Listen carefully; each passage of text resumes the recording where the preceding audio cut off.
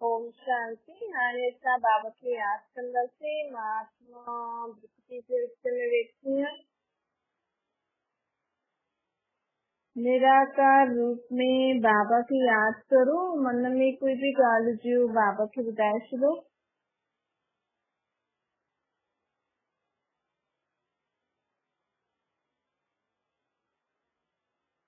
आत्मा पंहिंजे बाप परमात्मा खे सभु मन जी ॻाल्हियूं ॿुधाए थी।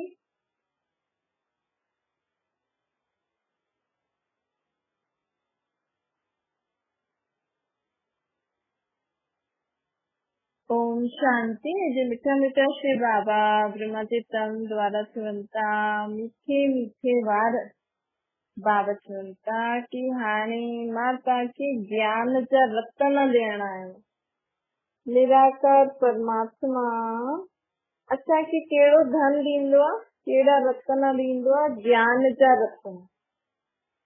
हर संगम युग ते कलयुग जे अंत सतयुग जे आदि जे विच जो जेको संगम युग आहे न, संगम युग ते परमात्मा अची करे असांखे ज्ञान धन ॾींदो।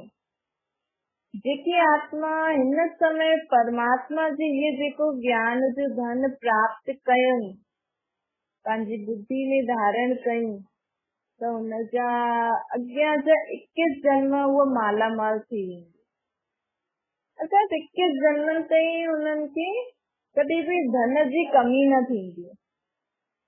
सत्य त्रेता में उन्हनि जे पास सोने और हीरे जा महल हूंदा।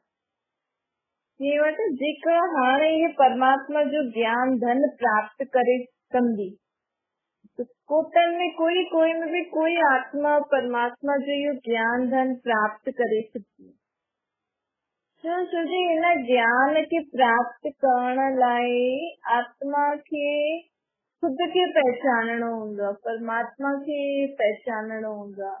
जेतिरो जेतिरो असां खुद खे आत्मा सम्झंदासीं ऐं भगवान खे निराकार रूप में यादि कंदासीं कि हा इहो ई मां आत्मा आहियां, मुंहिंजो बाप परमात्मा आहे, ओतिरो ओतिरो असांखे ज्ञान सम्झ में ईंदो वेंदो, असांजी बुद्धि में धारण थींदो वेंदो। जॾहिं इहो ज्ञान असांजी बुद्धि में धारण थींदो तॾहिं त ज्ञान प्राप्त करे सघंदासीं। न त सिर्फ़ु बुद्धि करे सुठो सुठो चई करे भुलिजी वेंदासीं त प्राप्त थोरी थींदो।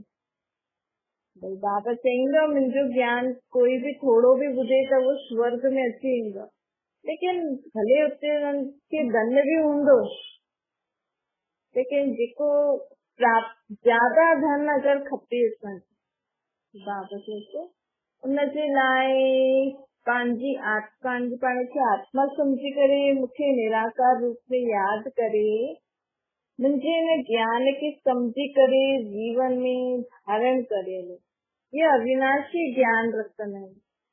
ये ज्ञान रतन जेकी भी आत्मा पंहिंजी बुद्धि में धारण कंदी न, उहा कॾहिं खत्म न थींदन, त हुन सां प्राप्ति आहे, अविनाशी आहे ये ज्ञान रतन। बाबा चवनि था ॾिसो हाणे तव्हां आत्मा आहियो, तव्हांजो धर्म छा आहे? आत्मा जो असली धर्म शांति आहे। त मां आत्मा, मुंहिंजो बाप परमात्मा, मां आत्मा शांति मुंहिंजो धर्म आहे। मुंहिंजो आत्मा जो पीउ शांति जो सागर, मां शांति धाम जी रहण वारी। हाणे परमात्मा मूंखे चए थो ॿार आत्म अभिमानी थियो, बिना देह जे अभिमान के छॾो। बाबा चए थो ॾिसो कोई बि माण्हू हूंदो आहे न, के देह अभिमान हूंदो आहे, भई मां इहो कमु छो करा न, कोई कमु। लेकिन अगरि असां ॾिसूं जेका बि दुनिया में वॾा वॾा माण्हू आहिनि हिन समय, त उन्हनि पंहिंजो जीवन नंढे खां ई त शुरू कयो न। जेकी आत्मा नंढे थोरे से कम खां पंहिंजो जीवन शुरू कंदी आहे न, उहो ॾाढी अॻियां हलंदी आहे, त ॾाढी अॻियां पहुची वेंदी, छो जो हुन आत्मा खे ॾाढो अनुभव थींदो वेंदो आहे हर ॻाल्हि जो। ऐं जेकी आत्मा कुझु नंढो कमु कयो ई कोन अथई, पैदाई में हुनखे धन संपत्ति मिली, सभु कुझु मिलियो, त हुनखे अॻियां हली पोइ जीवन में सभु प्रकार जा कम न करे सघंदो। ऐं थोरो ई कुझु जीवन में थोरी हलचल आई, घाटो आदि पियो, त हलचल में अची वेंदो।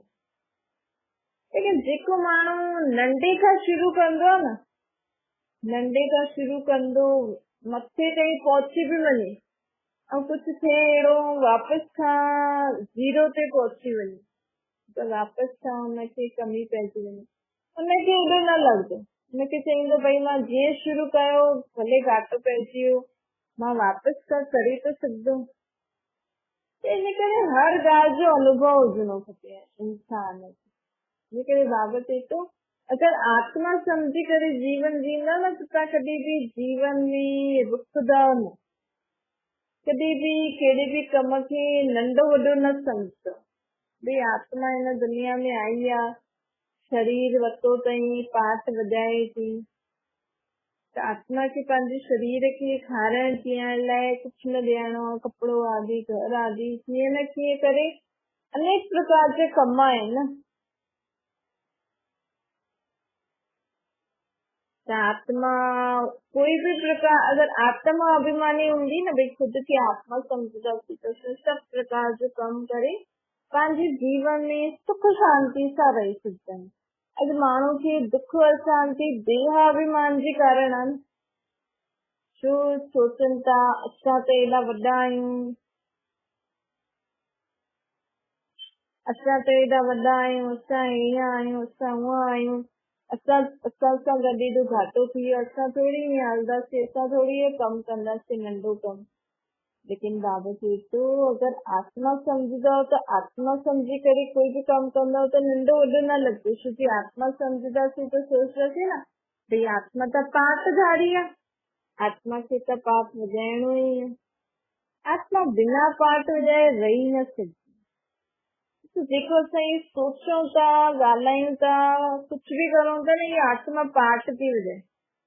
आत्मा में शक्ति त आहे, लेकिन अगर असां आत्मा जी शक्ति खे सुठी सोच, सुठे ॻाल्हाइण, सुठे कर्म करण में यूज़ कंदासीं न त उहा आत्मा जी शक्ति वधंदी वेंदी। ऐं आत्मा पंहिंजी शक्ति खे उल्टो सुठो सोचे करे, उल्टा कर्म करे करे, उल्टा शब्द ॻाल्हाए करे, टेंशननि में ख़त्म थी करे, त उहो मतिलबु आत्मा जी शक्ति वेस्ट थी वञे न। इहे बि धन आहे न आत्मा जो। अॼु माण्हू आत्मा में जो शक्ति रूपी धन आहे, ज्ञान जो धन आहे, गुणनि जो धन जो आत्मा खे आहे, उहो आत्मा वेस्ट थी करे।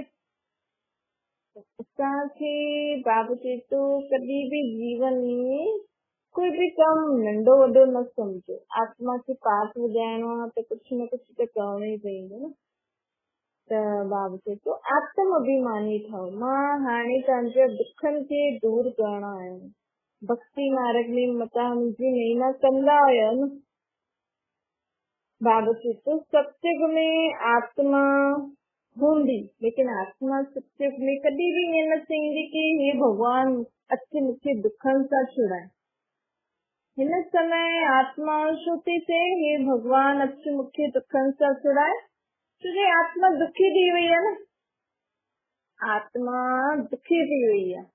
आत्मा खे जन्म जन्मांतर जे पापनि जो बोझ एतिरो आत्मा जे मथां कि आत्मा दुखी थी वई आहे। त घड़ी घड़ी पंहिंजे बाप खे सॾु थी करे हे भॻवान अच असांखे दुखनि सां छुड़ाए। बाप अची करे असांखे दुखनि सां छुड़ाइण जो रास्तो इहो ज्ञान थो ॾे। इन ज्ञान जो हिकु हिकु शब्द सम्झी करे जीवन में धारण करे हलंदो न त तव्हांजो दुख आपे ई दूर थी वेंदो। दुख दूर करण लाइ सम्झ खपे। माण्हू भॻवान सां प्रार्थना कंदो आहे असांजो दुख दूर कर, दुख दूर कर, लेकिन जेसि ताईं दुखनि जो कारण न पतो लॻंदो, उनखे कीअं हुन सां मुक्त थिया हुनजे लाइ सम्झ न ईंदी, तेसि ताईं भॻवान बि छा करे सघंदो। भॻवान कोई जादू मंत्र थोड़ी कंदो आहे कि असांखे दुख थिए। तव्हां जबरदस्ती चाकू खे पंहिंजे हथ ते रखो था, हाणे तव्हां हुनखे हटाईंदव न, मतिलबु ॾाढो तिखो चाकू असां हुनखे बार बार मथे हथ रखूं था त दर्द थींदो ई सही, खून निकिरंदो ई सही न। हाणे त भॻवान खे सॾु करो हे भॻवान मूंखे हिन दुख सां छुड़ाए, मूंखे चाकू लॻे थो, चाकू लॻे थो, तो भगवान की चईंदो हथ से परे करना, तो चाकू ना लगती तो हथ से रखी वेठो अनज इन समय मनुष्य आत्मा ने ईअं थी करे, दुख अचे तो भगवान के सदुपी करे कि दुख तो थे मूंखे न दुख सां छुड़ाए, तो बाबा अची करे कि ज्ञान तो ॾे भई तुंहिंजे दुखनि जो कारण इहो थी, तूं ईअं न कर तो दुख न थींदा। वो भी सम्झनि नथा। माण्हू तव्हां क्रोध कंदव, रोज रोज तव्हां कंहिंखे न कंहिंखे कुझु न कुझु चईंदा रहंदव, कलेश कंदा ई रहंदव। तव्हां भगवान खे चओ हे भगवान रोज रोज कलेश थो थिए, हिनखे शांत कर, त भगवान खे चईंदो न तूं चुप रहो, त आपे ई शांत थी वेंदो। मन बुद्धि मन में वो ॻाल्हि सोची न। ॾिसो अगरि कोई ॿार नथो पढ़े त रोज रोज हुनजे पुठियां पइजी आहे पढ़ पढ़ पढ़ पढ़, हुनजे कारण घर में कलेश थो थिए। तो तव्हां भगवान खे चओ त भगवान हिनजे कारण घर में शांती थी थिए, कलेश थो थिए, हीअ नथो पढ़े, त भगवान बि चईंदो भई हुनजे नसीब में आहे ई न पढ़ाई। वो हुनमें जेकी जो विशेषता आहे हुनखे ॾिसी करे हुनखे अॻियां वधाए ॾियोसि। त दुख घटि करण जो मतिलब सम्झ। असांजे जीवन में सम्झो कंहिं वटि कुझु बि आहे, बीमारी आहे, माण्हू जॾहिं बीमार थींदो न त माण्हू भगवान खे चईंदा हे भगवान असांजी बीमारी खां असांखे दूर कर, हीअ बीमारी ख़तम थी वञे। त भगवान खे चईंदो भई बीमार छो थिया आहियो, डॉक्टर त तव्हांखे चई न ईअं न खायो, ईअं न करो, टाइम सां उथो, टाइम सां वियो, ये चीज खायो, हल्की चीज खायो, थोड़ी चीज खायो, तव्हां नथा खायो, चलो बीमारी थी त थी जंहिंजे करे, लेकिन हाणे इलाज लाइ डॉक्टर जो चए तो उहो कंदा हलो, मां छा करां, छो जो तव्हांजो कर्म भोग आहे। सभिनि खां सुठी ॻाल्हि रोज राति जो तव्हां जो बि सॼो ॾींहुं कयो आहे न, ऐं सुठो कयो उहो बि बाबा खे ॿुधायो, कुझु ग़लति थी वियो तव्हां खां उहो बि बाबा खे ॿुधाए करे बाबा सां क्षमा मांगो। परमात्मा जो राइट हैंड धर्मराज है, भगवान धर्मराज न आहे, लेकिन भगवान जो सिधो हथ धर्मराज है। तो सर रोज अगर कोई गलती थी भी थी वञे, ये ना रोज करे करे भगवान से सॉरी क्षमा मांगो, माफी मांगो, ध्यान रखो कि मुखा कोई गलती न थे, न बुरी सोच, न बोल, न कर्म, लेकिन अगर थी भी थी वञे ना तो रोज रात जो या जॾहिं भी थे थी ना परमात्मा से तुरंत क्षमा मांगो, भाई मुखा ये गलती थी, भले तव्हां ॿारनि जी कुछ भी था चओ या किथे भी कुछ भी था चओ ना, रोज अगर तव्हां पंहिंजी ग़लतियुनि जी क्षमा मांगदा रहंदा, माफ़ी मांगदा रहंदा परमात्मा सां, त असांजे पापनि जो बोझो असांजे मथां एतिरो न चढ़ंदो। तो जो बीमारियूं बि छो थींदियूं आहिनि, कर्म भोग। ॾिसो हाणे माण्हू ॾाढो सुठो, हाणे अलाए छा थी वियो, बीमारी एतिरी आई, भले डॉक्टर चवनि न ईअं खाधो, ईअं कयो, ईअं न कयो, हिन करे बीमारी थी, बारिश में भिॻिया या उल्टो सिधो खाई छॾियो, कारण त कोई बि थी वेंदो आहे, लेकिन मूल ॻाल्हि बीमारी जी छा थींदी आहे, कर्म भोग। आत्मा भुगते कीअं, जॾहिं बीमार थींदो आहे न माण्हू, त आत्मा उहो शरीर जी बीमारी जे कारण उहो दुख भोगदी आहे। तो जॾहिं भोगदी आहे त मतिलबु उहो पंहिंजे जन्म जन्मांतर जे पापनि सां मुक्त थी थिए। तॾहिं त चई न दवा सां गॾु दुआ बि खपे। हमेशह जॾहिं डॉक्टर वटि वेंदा आहिनि न त कॾहिं कोई अहिड़ी बीमारी थींदी आहे त चवंदा आहिनि दुआ करो, भॻवान खे यादि करो, ईअं करे छो, छोकी डॉक्टर त पंहिंजो कमु कंदो, दवाई यादि ॾींदो, लेकिन उहो त असांखे ध्यानु रखिणो ई आहे खाइण पीअण जो, दवाई जो, प्लस असांखे इहो बि ध्यानु रखिणो आहे कि असांजो जेका पिछले जन्मनि जा पाप कर्म आहिनि या हाणे असां कुझु अहिड़ो पाप कर्म कयो आहे त हुनजी बि असांखे परमात्मा सां क्षमा मांगणी खपे। रोज सदा रात सुम्हण खां पहिरियों ये जरूर सोचता करो कि भगवान मूंखां कोई भी गलती थी मुंहिंजे कारण कंहिंखे भी कुछ दुख थियो त मूंखे माफ़ कजो, या मूंखे भी कंहिं दुख ॾिनो त मां भी उनखे माफ़ थी करां पई। रात जो हल्का कपड़ा पाए करे सुम्हंदा आहिनि, ईअं सिधा हल्का थी करे सुम्हो रात। पंहिंजे सॼे ॾींहं जो बोझ, या तव्हांखे कुछ कंहिं चयो या तव्हां कंहिंखे चयो, तव्हांखे चयो त तव्हां हुनखे क्षमा करे छॾियो, तव्हां कयो त हुनखां माफ़ी मांगी छॾियो, परमात्मा खे यादि करो। इन सां छा थींदो, आत्मा जो बोझ, पापनि जो बोझ घटि थींदो वेंदो। त निराकार रूप ते परमात्मा खे यादि कंदासीं त जल्दी ख़तमु थींदो। त बाबा चए थो कि हाणे चओ था हे भॻवान असांखे दुखनि सां लिबरेट कर, छुड़ाए, त भॻवान भी अची करे छा ॿुधाईंदो, कीअं असांखे छुड़ाईंदो आहे दुखनि सां? असांखे हे ज्ञान ॾेई, असांखे सम्झ ॾींदो। भॻवान कॾहिं भी कंहिंजे मथां आशीर्वाद न कंदो, ईअं जादू मंत्र न कंदो कि तव्हांजो सभु दुख दूर थी वेंदो।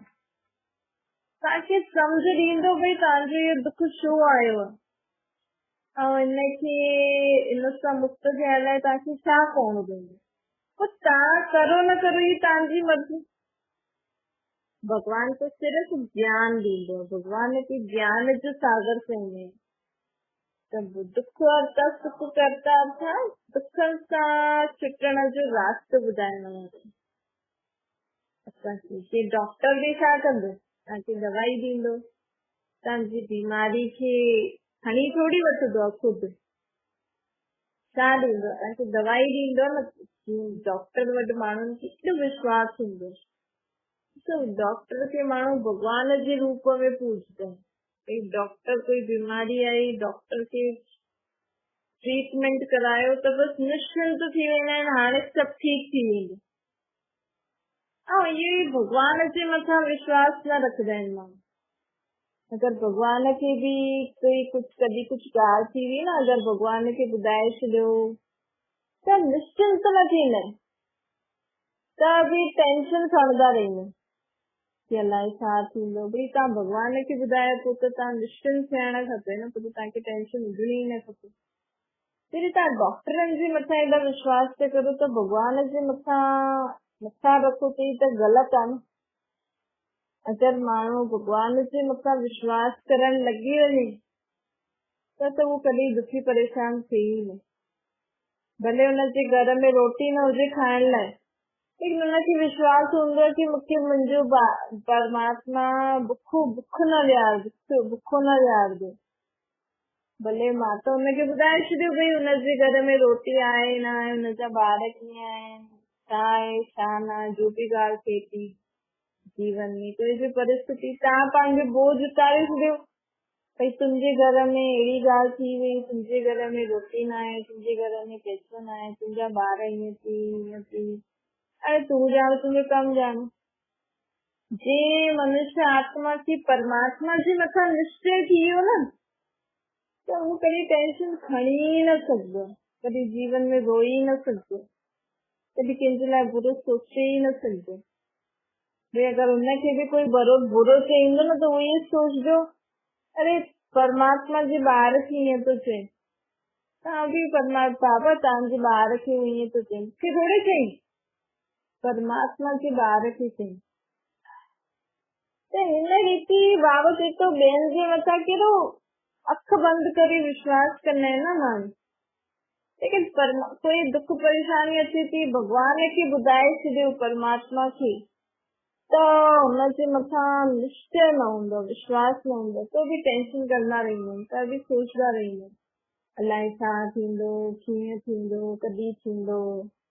त बाबा चए थो कि हाणे सिधा मुंहिंजे मथां विश्वास रखो।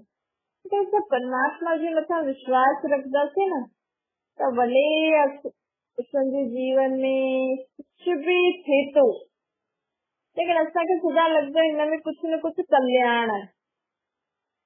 जी मां परमात्मा खे सभु कुछ ॿुधायो न, अगर कुछ अहिड़ो थी भी हो त हिन में भी कुछ सुठो आहे, जो वॾी ॻाल्हि खे भी परमात्मा नंढो करे ख़तम करे छॾियो, न त अलाए छा थिए। त एतिरो निश्चय असांखे खपे, असांखे हुजणो खपे परमात्मा जे मथां, तॾहिं असां विजय प्राप्त कंदासीं, तॾहिं असांजी विजय थींदी। अच्छा मीठी मीठी शुक्ल जे ॿारनि खे माता पिता बाप दादा जी यादि प्यारो गुड मॉर्निंग। रूहानी बाप जी सभे रूहानी ॿारनि खे नमस्ते। असांजी बि रूहानी माता पिता बाप दादा खे यादि प्यार गुड मॉर्निंग और नमस्ते वरदान आहे। प्रार्थनी थी दुखी अशांत आत्माउनि खे ख़ुशी जो दान ॾियण वारा मास्टर रहंदड़। बाबा चवनि था वर्तमान समय माण्हुनि खे सभु कुझु हूंदे हुए बि शान आहे जीवन में, सच्ची ख़ुशी न आहे। परमात्मा चए थो हिन समय माण्हुनि खे ॾिसो घर आहिनि, पैसो आहे, खाइण लाइ आहे। तो दुनिया में कई माण्हुनि खे आहे न रोटी न आहे खाइण लाइ। दुनिया जी हालत अगरि असां ॾिसूं न्यूज़ में त तव्हां ॾिसो काथे काथे एतिरो पाणी, एॾो बाढ़ अची वई आहे, माण्हुनि खे रोटी न आहे। काथे काथे एतिरी जंगलनि में आग थी लॻे, एतिरी गरम थी वई आहे उन्हनि जो देश कि वो रही नथा सघनि। त बाबा चए थो लेकिन उहो त छॾो, उन्हनि जी त ख़ुशी ग़ाइब हूंदी, लेकिन कारण आहे। लेकिन हिते न हिन दुनिया में कई माण्हू अहिड़ा आहिनि जंहिं वटि घर आहे, धन आहे, संपत्ति आहे, खाइण लाइ बि सुठो आहे, सुठी सुठी चीजूं, फ्रूट, ड्राई फ्रूट, अलॻि अलॻि तरीके जी खाइण जी चीजूं, सुठा घर, एसियूं, गाॾियूं हूंदे हुए बि माण्हू ख़ुशि न। त बाबा चए थो कि ॾिसो उहो माण्हू वटि त रोटी न आहे, इन करे ख़ुशि न आहे। लेकिन तव्हां वटि सभु कुझु आहे, तव्हां ख़ुशि छो न आहे?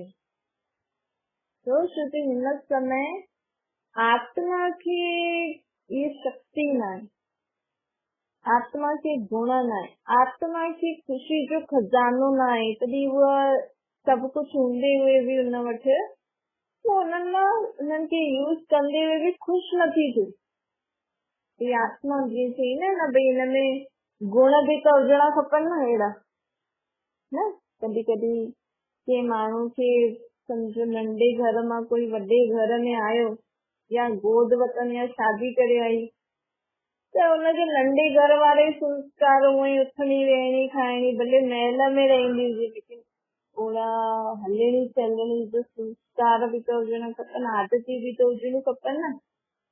त ईअं ई हिन समय मनुष्य वटि भले ई धन संपत्ति सभु कुझु आहे, लेकिन हुन चीज़ुनि मां उहो सुख नथी वठी सघे, ख़ुशि नथी रहे, छोकी आत्मा खे उन मां ख़ुशी अनुभव करे सघे उहो गुण ई न आहे आत्मा में। उहो केरु ॾींदो? परमात्मा ॾींदो। त बाबा चए थो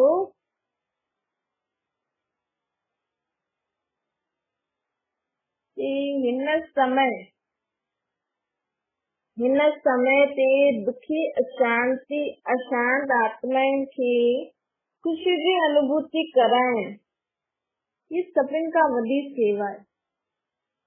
तव्हां भले तव्हां कंहिंखे कुझु ॾियो न, खाइण पीअण लाइ चीजूं न ॾियो या कुझु बि न ॾियो, लेकिन अगरि तव्हां कंहिं माण्हू सां ईअं ॻाल्हायो, ईअं संबंध व्यवहार में आया कि वो ख़ुशि थी वञे, साम्हूं वारो ख़ुशि थी वञे, छोकी हिन समय ख़ुशी जी ज़रूरत आहे न। ये सभिनि खां वॾी सेवा आहे हिन समय, और ये सभिनि खां वॾी ज़रूरत बि आहे हर हिकु मनुष्य आत्मा जी। हर हिकु मनुष्य आत्मा खे सच्ची ख़ुशी खपे। तव्हां पैसनि सां कुझु ख़ुशी थोड़ी ख़रीदे सघंदा आहियो।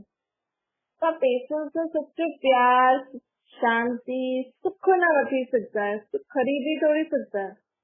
लेकिन अगरि तव्हांजी आत्मा में सुख, शांति, ख़ुशियूं, ये सभु गुण शक्तियूं हूंदियूं त तव्हां वटि कुझु बि न हूंदो, लेकिन माण्हुनि जे हिसाब सां, परमात्मा जे हिसाब सां तव्हां वटि सभु कुझु आहे।